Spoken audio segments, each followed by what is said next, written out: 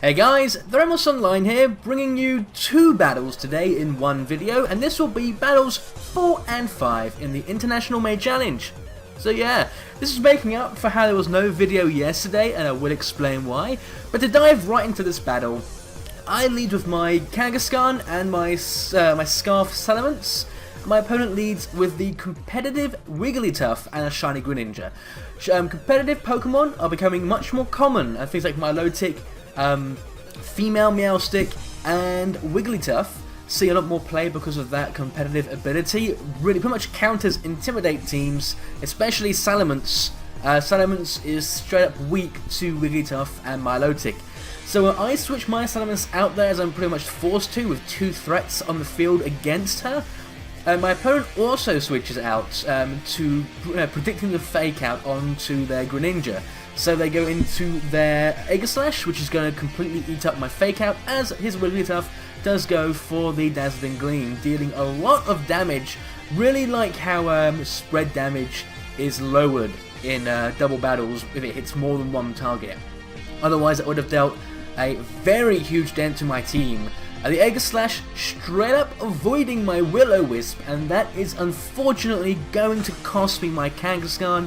Had I nailed the Will-O-Wisp, it would have been burned and Kangaskhan would have survived, but unfortunately Will-O-Miss is a thing. So down goes Kangaskhan. We are basically trading blows now, as I bring in my Amoonguss and he brings in his Charizard. I make a horrible misplay here and assume the Charizard is going to view my Rotom as the bigger threat and straight up Solar Beam my Rotom. So I went for the Spore onto I think the Aegislash and the Volt Switch onto the Charizard. Unfortunately the Charizard does go for the Heat Wave and is going to completely one-shot my Amoonguss. Down goes that poor little thing. Didn't get to do anything this battle, as I am able to eat my Citrus Berry as I go for the Volt Switch against the Charizard. So I am down 2-3, and his Pokemon are pretty healthy, all things considered.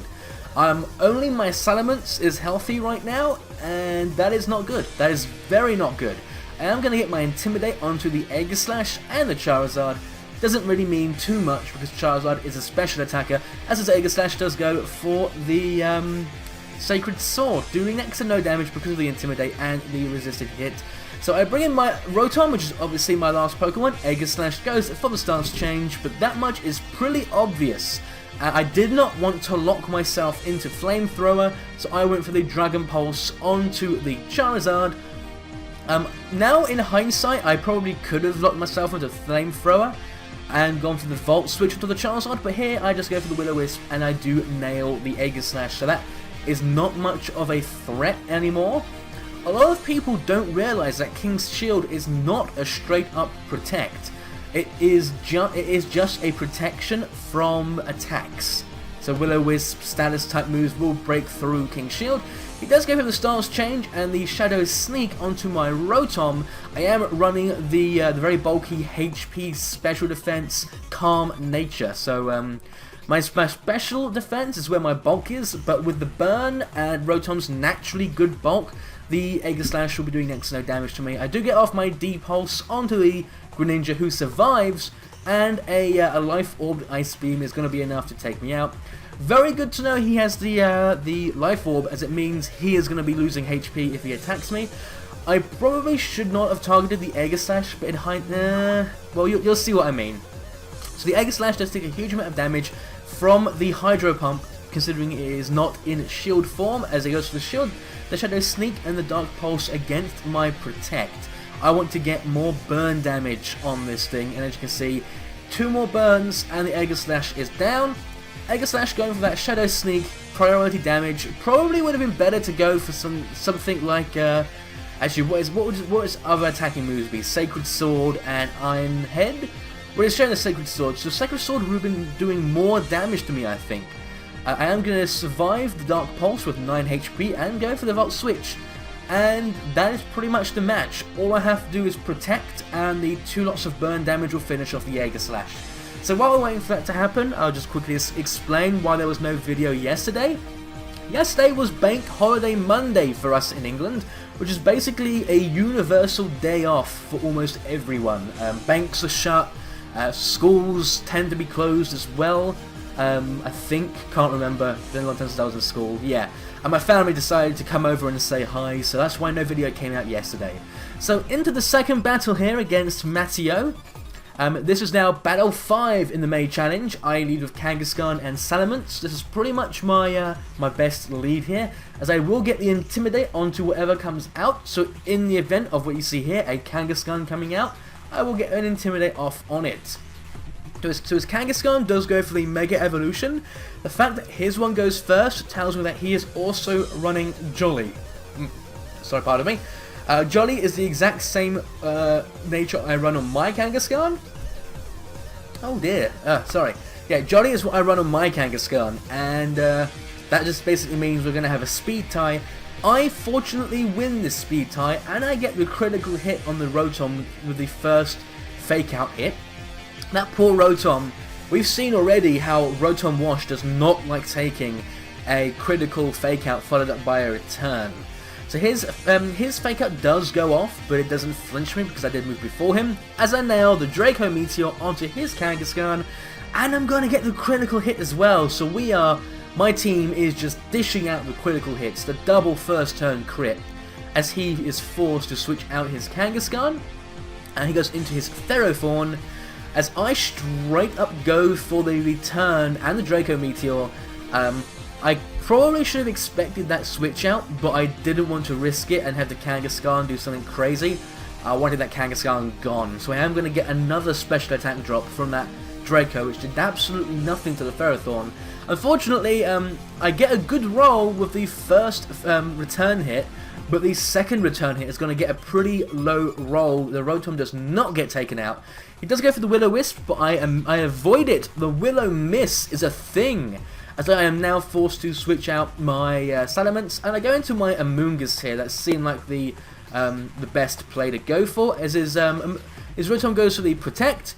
I did Power Up Punch the Rotom, and his Ferrothorn is going to get off the Gyro Ball into my Kangaskhan, and we are just trading critical hits. He nails a critical hit on my Kangaskhan, and that is going to straight up take her out. So I think this guy is running a Brave Ferrothorn with some attack IVs. That seems like the only way a critical hit would have KO'd with Gyro Ball. I know it's very slow, but just having those attacking IVs makes Ferrothorn very intimidating. Ferrothorn goes for the Protect against my obvious Flamethrower, as I went for the Giga Drain onto the Rotom. That is going to be enough to take it out. Its T-Bolt did not do too much damage to my Salamence, so I'm not too worried about a fake out or anything coming in from a Kangaskhan, but he actually goes into his Talonflame. I hate Talonflame with a passion. It is pretty much bring this and everything on the other team dies. So he does go for the Brave Bird, but I was predicting he'd go for my Salamence, trying to take that threat out. So I go for the Rage Powder to sack my Amoonguss. Poor Amoonguss didn't get to do anything in these two battles, as the Talonflame takes Rocky Helmet damage and recoil damage. That is a lot of damage. So I go for my Flamethrower. Maybe he just didn't think I would use Rage Powder, I don't know. But I am going to get the Ferrothorn out. Maybe he just didn't want to lose his Kangaskhan to a Flamethrower, because that also would have taken it out at the range of HP it is at. So my last two pokes is Ferrothorn and Salamence. His last two is a severely weakened Kangaskhan and a Talonflame who is taking itself out with Brave Bird. It is unfortunately going to finish off my Salamence with its priority, but the Talonflame is going to take a lot of damage. What this means is my Ferrothorn is going to eat up a Hammer Arm, as the Kangaskhan will take itself out to the recoil from Iron Barbs. And that is pretty much the match. I've targeted the Talonflame with a Gyro Ball, which is going to take it out because it might be a resisted hit, but I am just batshit insane fast. Slow. I am batshit insane slow, and he is batshit insane fast. God, batshit insane fast Ferrothorn would be a sight to behold. Put it in a Trick Room, and you pretty much have that. So yeah, that is it. That's all the footage I have for the International May Challenge. A lot of you were saying that if I didn't start releasing more than one of these videos a day, that the International May Challenge videos might take a while to get out.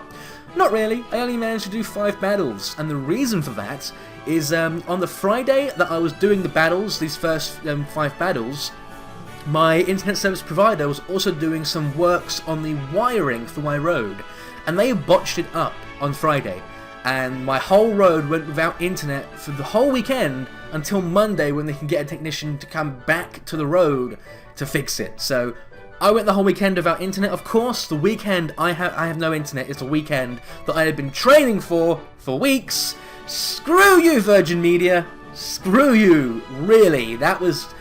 why would you hire people who make a mistake like that? Just, oh god. The mistake they made was they didn't screw the wire in properly, because you got to screw this wire in with some sort of bolt. Just, why would you not double check? Because that's the whole road that's getting affected. But I could make a whole rant video about how annoying that was. It happened. So that is all for the International Made Challenge. If you like what you saw, remember to like and favourite if you haven't already. Subscribe for more videos if you haven't already. I was meant to say if you haven't already with the subscribe thing, but I am getting my words mixed up. And I need to give credit here to the new layout. I need to give credit, and let me get his name up. Where's my mouse? My mouse is not there. To Jon Bonilla. That was it. I knew his name was John, but I needed to get his surname. Jon Bonilla, thank you so much for the new layout. I love it. It is awesome. So you guys will be seeing some more of this layout, and I guess the next video will be coming out either later on today or tomorrow. I do need to spend some time working on new strategy videos, but I'm also doing a crap ton of breeding, so my work schedule is getting pretty busy. Busier than I thought it would be. And this video is getting too long. I'm rambling too long, so I apologize. I will see you guys in the next video.